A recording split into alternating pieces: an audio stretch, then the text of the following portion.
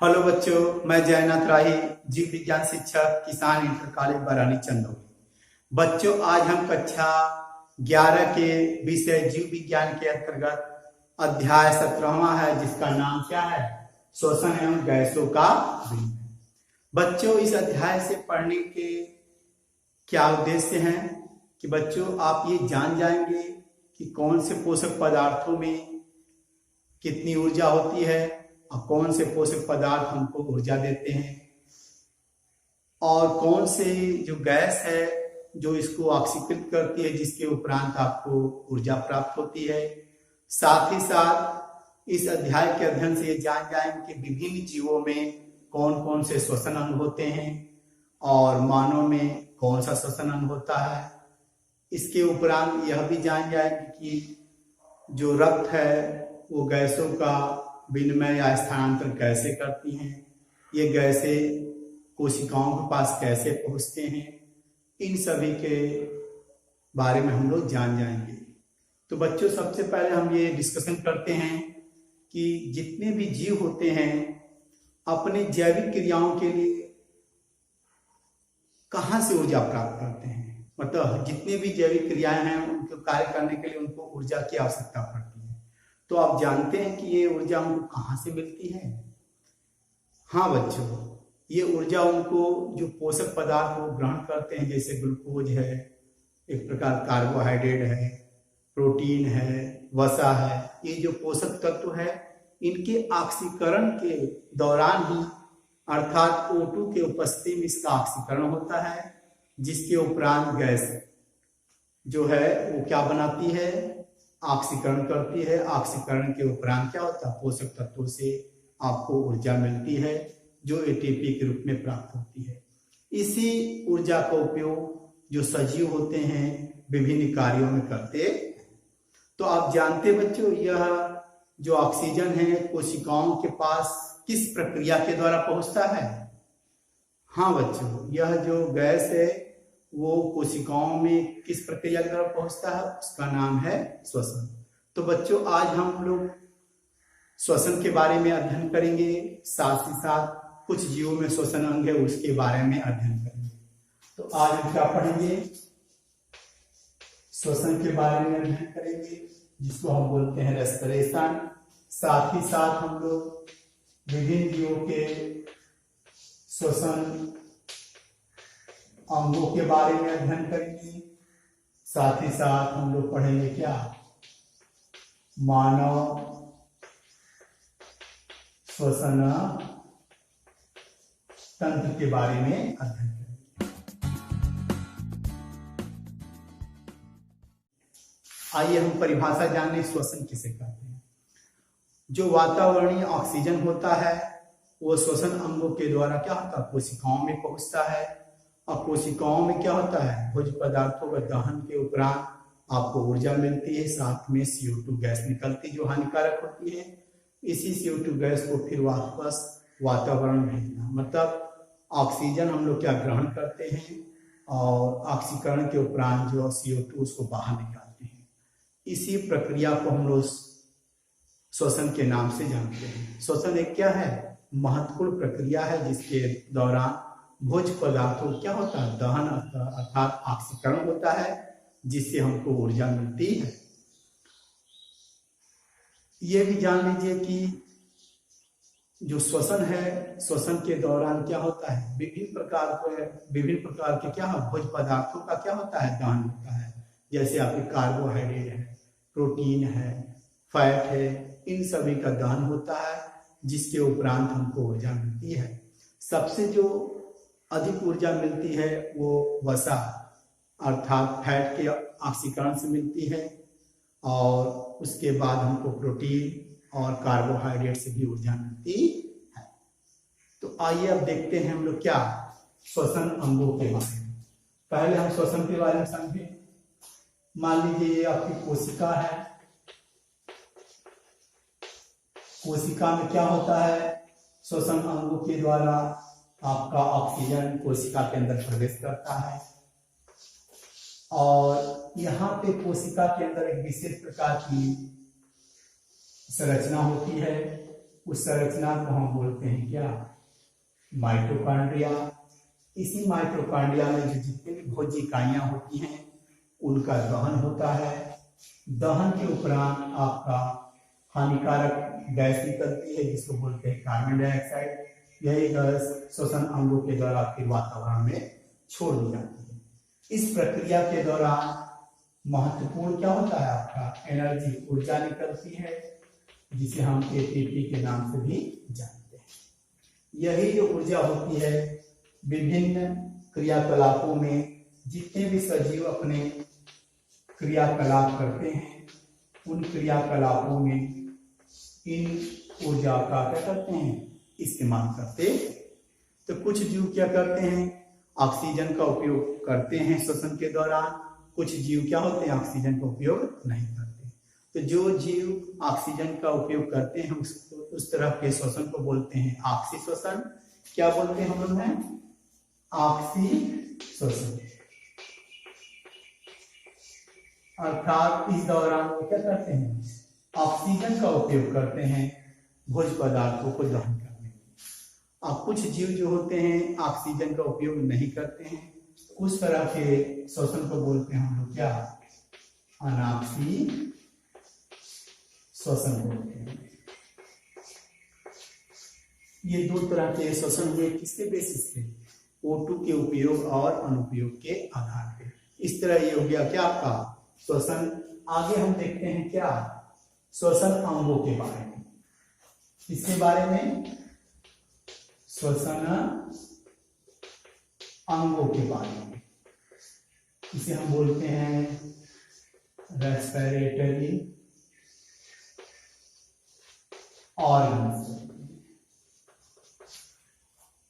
वे अंग जो क्या होते हैं, श्वसन में भाग लेते हैं या श्वसन में सहायता करते हैं या गैसों के आदान प्रदान में सहायता करते हैं, ऐसे अंगों को हम बोलते हैं क्या, श्वसन अंग। विभिन्न जीवों में जो श्वसन अंग होता है अलग अलग होता है। ये किस आधार पे बटा है, उनके स्वभाव के आधार पे, उनके आवास के आधार पे, वो कहाँ रहते हैं, किस तरह अपना जीवन यापन करते हैं, उस आधार पे श्वसन अंग अनेक जीवों में अलग अलग होते हैं। आपके एनसीईआरटी में कुछ उदाहरण दिए गए हैं, जैसा है पहला उदाहरण लेते हैं हम, क्या है, कुछ क्या है, अकशेरुकी, कुछ अकशेरुकी जंतु होते हैं। कौन होते हैं, अकशेरुकी जंतु। किसे कहते हैं, इनवर्टिब्रेट। वे जंतु जिनके अंदर रीढ़ की हड्डी या वर्टिब्रल कॉलम पीछे, बैकबोन, वो नहीं पाया जाता है, ऐसे जंतु को हम बोलते हैं अकशेरुकी जंतु। उसके अंतर्गत कुछ स्पंज हैं जो कि एनसीईआरटी में दिए गए हैं आपके उदाहरण, स्केलेंट्रेट्स हैं, पेंटेटासन के जंतु हैं। कुछ क्या है, चपटे कृमि हैं। इनमें जो श्वसन अंग होता है वो विशेष प्रकार का होता नहीं, बल्कि इनमें क्या होते हैं, उनके बाहरी सतह के द्वारा, बाहरी शरीर पे जो बाहरी सतह है उसी के द्वारा क्या होता है, ये गैसों का आदान प्रदान करते हैं। अपने बाहरी सतह के द्वारा O2 लेंगे और CO2 छोड़ेंगे। उसके बाद कुछ अकशेरुकी जंतु हैं, जैसे आपका क्या है, अर्थवर्म, केचुआ है। केचुआ में जो उनका श्वसन होता है वो किससे होता है, नामक क्यूटिकल होता है।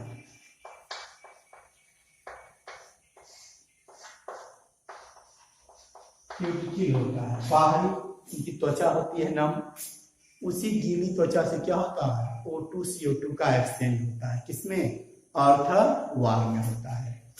इसके बाद कुछ जीव जो है, जैसे आपके कीट हैं।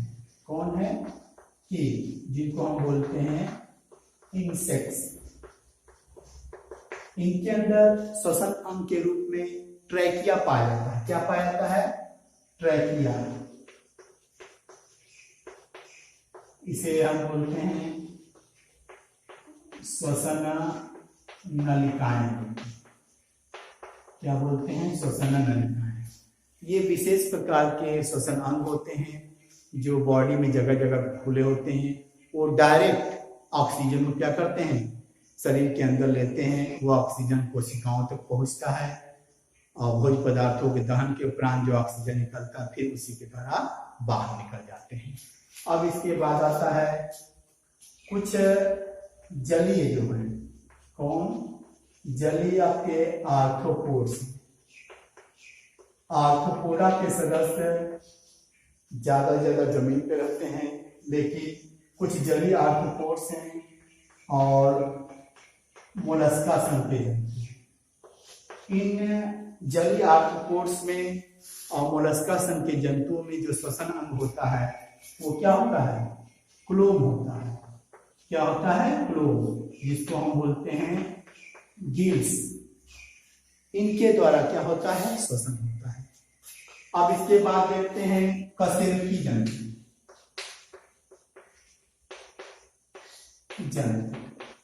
अभी तक हमने क्या पढ़ा था, अकशेरुकी जंतु में क्या होता है, बाहरी सतह के द्वारा जो श्वसन होता है स्पंज में, सिलेंटेड, चपटे कृमि में, जबकि केंचुआ में बाहरी सतह नम क्यूटिकल के द्वारा उनके अंदर होता है, और इंसेक्ट में जो होता है ट्रैकिया के द्वारा होता है। और कुछ जलीय जो आर्थ्रोपोड्स हैं, मोलस्क है, उनके अंदर क्लोम के द्वारा होता है। और एक स्कॉर्पियन है जिसे बिच्छू बोलते हैं, उनके अंदर क्या होता है, अर्थबाल के, उनके अंदर क्या होता है, बुकलम्स होता है। क्या होता है, बुकलम। उसके द्वारा क्या होता है, श्वसन की घटना घटती है। अब आते हैं कशेरुकी जंतु। वे जंतु जो क्या होते हैं, जिनके अंदर रीढ़ की हड्डी, वर्टिब्रल कॉलम पाया जाता है, उनके अंदर श्वसन क्या होता है, उनके अंदर क्या होता है, रीढ़ की हड्डी पाए जाने की वजह से उनको कशेरुकी जंतु कहते हैं। उनमें भी विशेष प्रकार के श्वसन अंग होते हैं। जैसे आपके पहला जो कशेरुकी मानते हैं, मान लीजिए आपके मछली है, क्या है, मछली। मछली के अंदर जो श्वसन अंग के रूप में वो क्या पाया जाता है, आपका गिल्स पाया जाता है। क्या पाया जाता है, गल पर पाया जाता है। फिर उसके बाद आता है आपका उभयचर। कौन आते हैं, उभयचर। उभयचर के अंदर क्या आता है, आपका फेफड़ा पाया जाता है श्वसन अंगों के रूप में। फिर आपके आते हैं सरीसृप आते हैं, इनके अंदर भी क्या होता है, श्वसन अंग के रूप में फेफड़ा पाया जाता है।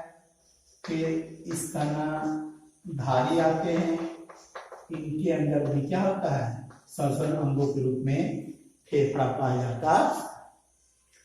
एक विशेष प्रकार के जंतु है क्या आपका, उभयचर के अंतर्गत आता है मेढक। इसके अंदर जब वह स्थल पे रहेगा तो श्वसन की क्रिया फेफड़े के द्वारा संपन्न होती है। जब वह पानी में रहता है तो उनके नम त्वचा के द्वारा क्या होता है, श्वसन होता है। इस तरह हमने देखा क्या, विभिन्न जीवों में विभिन्न प्रकार के क्या होते हैं, श्वसन अंग होते हैं। हम देखेंगे अब क्या श्वसन के कुछ प्रकार दिए गए हैं। जब हम श्वसन की जो प्रक्रिया होती है, जब त्वचा के द्वारा संपन्न होती है, उस तरह के रेस्पिरेशन को बोलते हैं क्या, क्यूटेनियस रेस्पिरेशन बोलते हैं।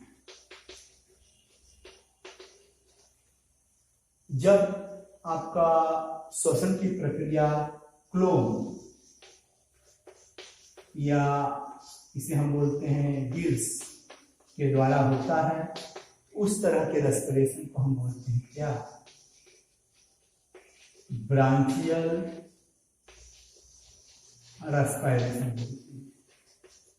क्या बोलते हैं, ब्रांचियल रेस्पिरेशन बोलते हैं। जब यह श्वसन की प्रक्रिया फेफड़ा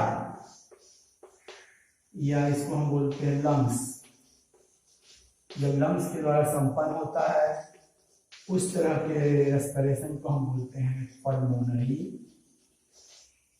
रेस्पिरेशन बोलते हैं। क्या बोलते हैं, पल्मोनरी रेस्पिरेशन। ये तीन तरह के कुछ रेस्पिरेशन है जो एंट्रेंस पॉइंट ऑफ व्यू से आता है। अब हम पढ़ेंगे क्या, मानव का श्वसन तंत्र। क्या पढ़ेंगे, मानव का श्वसन तंत्र। रेस्पिरेटरी सिस्टम ऑफ ह्यूमन, क्या पढ़ेंगे? रेस्पिरेटरी सिस्टम ऑफ ह्यूमन, मानव का श्वसन तंत्र। वह श्वसन तंत्र जो विशेष प्रकार के श्वसन अंगों के मिलकर बने होते हैं, जो मानव में गैसों के आदान प्रदान में मदद करते हैं। तो ऐसे तंत्र को हम बोलते हैं क्या? श्वसन तंत्र। मानव का जो मुख्य श्वसन अंग है वो क्या है आपका? फेफड़ा, क्योंकि मानव क्या एक स्तनधारी प्राणी है, स्थलीय प्राणी है। तो ऐसे प्राणियों में क्या होता है? श्वसन फेफड़े के द्वारा संपन्न होता है। तो श्वसन तंत्र के अंतर्गत और भी विशेष अंग आते हैं। किसके अंदर? मानव श्वसन के अंदर। नंबर 1 है आपका क्या? नासामार्ग, नासा छिद्र, क्या है? पहला जो है नासा छिद्र, जिसे हम बोलते हैं क्या? नॉस्ट्रिल। क्या बोलते हैं? नॉस्ट्रिल। ये नासा छिद्र, ये जो छिद्र है, 2 होठों के ऊपर जो छिद्र होते हैं, उसी को बोलते हैं क्या हम लोग? नासा छिद्र। इसी नासा छिद्र के द्वारा वायवीय जो गैसेज हैं, ऑक्सीजन है, वो क्या होता है? श्वसन अंगों में जाएगा या श्वसन तंत्र में जाएगा, इसी 2 नासा छिद्र के द्वारा। ये 2 ओपनिंग होता है जो होठों के ठीक ऊपर पाया जाता है। अब दूसरा आता है नासामार्ग।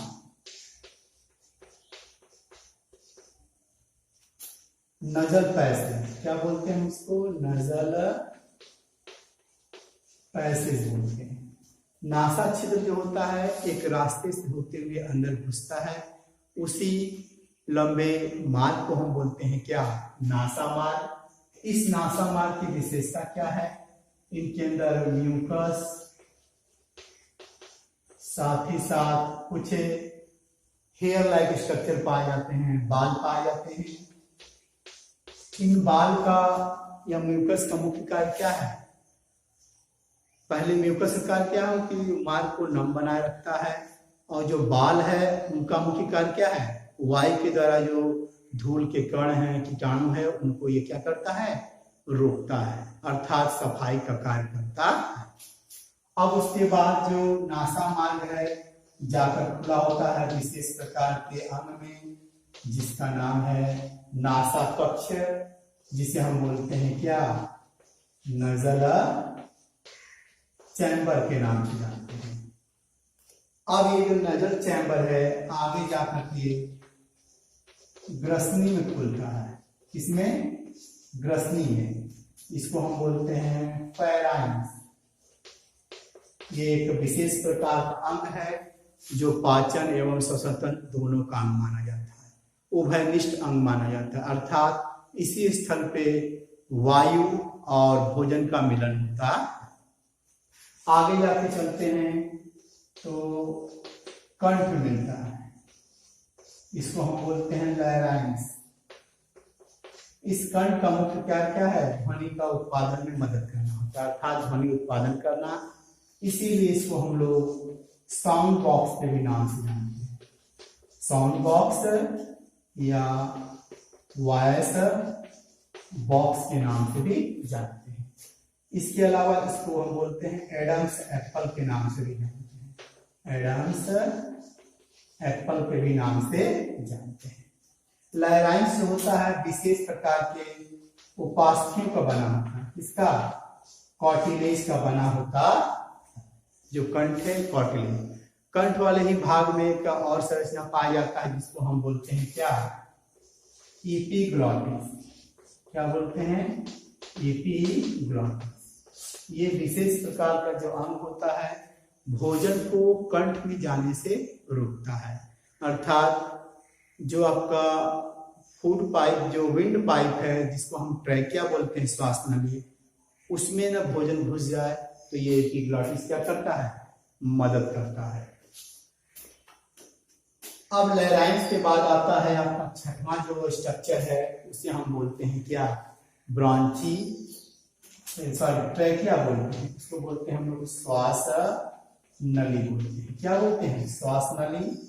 इसी को हम बोलते हैं क्या, ट्रैकिया, या इसको हम बोलते हैं क्या, विंड पाइप के नाम से। यहाँ पे देखिए संरचना बनाया गया है, ये मान लीजिए कंठ है, यही है विंड पाइप जिसे हम बोलते हैं क्या, श्वास नली। इसी को हम बोलते हैं क्या, ट्रैकिया बोलते हैं। क्या बोलते हैं, ट्रैकिया। ये जो ट्रैकिया की विशेष खासियत है, इसके ऊपर क्या होता है, सी के आकार का, किस आकार का, अधूरा सी के आकार का क्या होता है, उपास्थि पाया जाता है। ये जो हम रेड कलर से ऐसे बनाए हुए हैं, ये आपके उपास्थि है।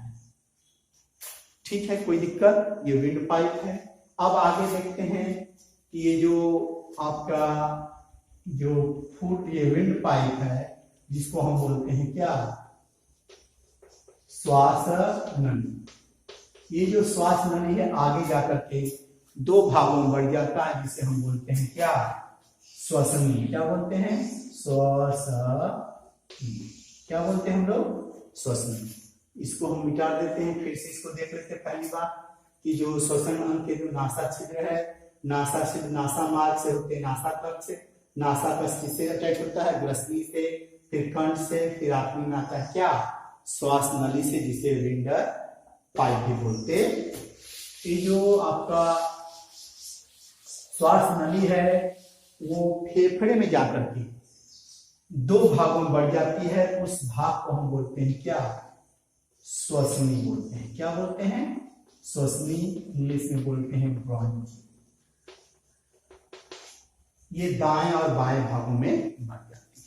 फिर ये आगे जाकर के कई भागों में बटे होते हैं, प्राथमिक, द्वितीय, तृतीय श्वसनी बटे होते हैं। फिर ये जाकर के किसमें टूटा होता है या बटा होता है, श्वसनिकाओं में। इसमें श्वसनिकाओं में बटा होता है, जिसको हम बोलते हैं ब्रांचियोल्स। क्या बोलते हैं हम लोग, ब्रांचियोल्स। ये मान लीजिए आपका क्या है, ब्रांची, जिसे हम बोलते हैं क्या, श्वसनी।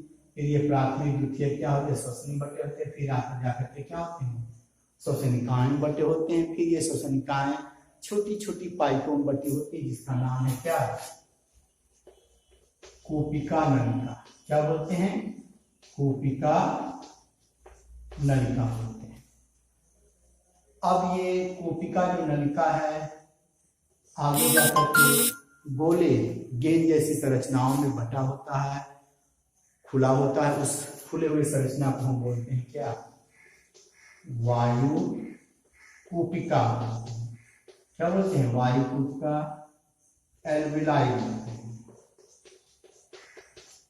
इसको हम बोलते हैं क्या, एल्वियोलर डक्ट के नाम से जानते हैं।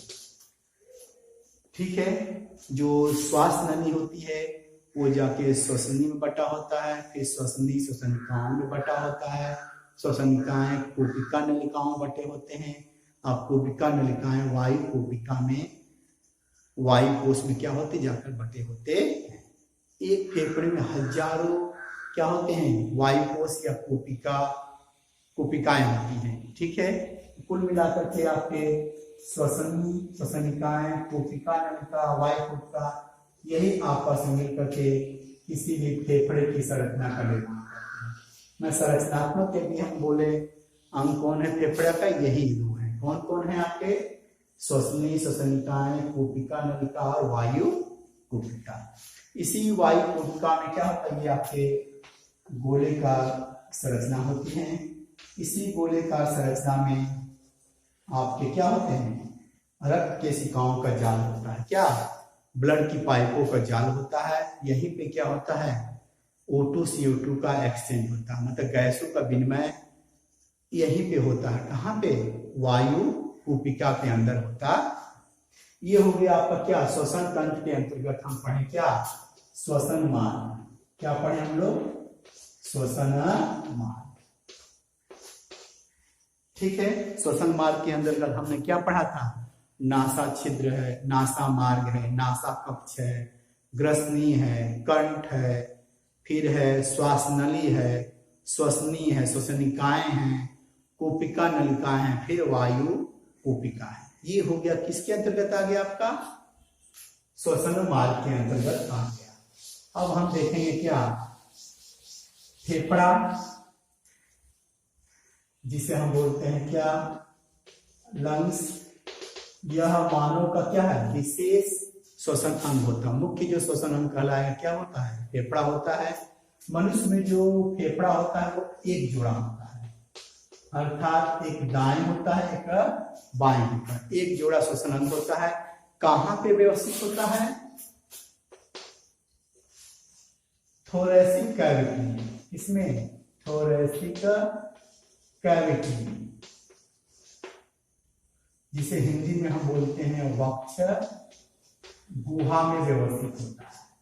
क्या होता है? वक्ष गुहा में व्यवस्थित होता है।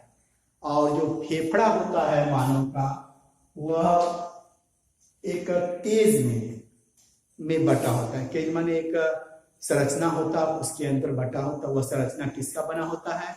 सामने से जो हड्डी एक होती है वो स्टर्नम हड्डी से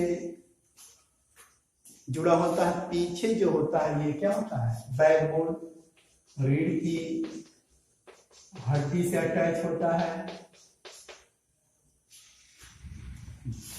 पार्श्व में दाएं बाएं जो होता है वो किससे होता है?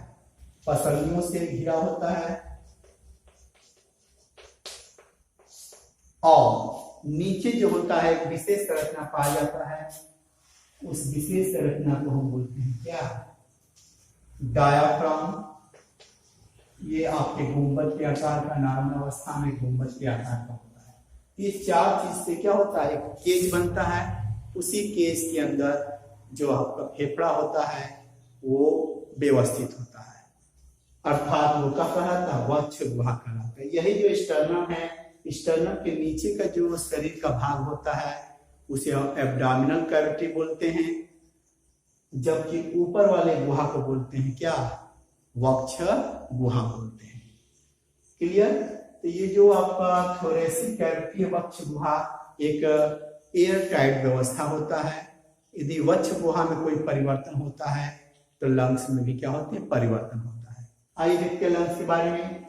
जो लंग्स है वह दोहरी झिल्ली का आवरण से घिरा होता है। क्या होता है? इसे दोहरी झिल्ली के आवरण से घिरा होता है। इस दोहरी झिल्ली के आवरण को हम बोलते हैं क्या? प्लूरा बोलते हैं, फुस्फुस आवरण बोलते हैं। इसके अंदर दो परत होती है, एक बाहरी परत होती है, बाहरी, और एक होती है भीतरी परत। बाहरी और भीतरी दो प्लूरा होते हैं, दो लेयर से बना होता है। इन दो लेयरों के बीच में, परतों के बीच में तरल पदार्थ भरा होता है, जिसे प्लूरा द्रव्य बोलते हैं। यह द्रव्य क्या होता है? फेफड़े को क्या? घर्षण से बचाती है। जो बाहरी परत होती है वह वक्ष गुहा से संपर्क में रहती है, जबकि जो नीचे वाली जो भीतरी परत होती है वो फेफड़े से क्या होती है? अटैच होती है। कुल मिलाकर के ये देखा गया कि क्या मानव का जो मुख्य श्वसन अंग है वो क्या है? आपका फेफड़ा होता है। आशा करते हैं कि ये वीडियो आपको समझ में आया होगा। नमस्कार, धन्यवाद।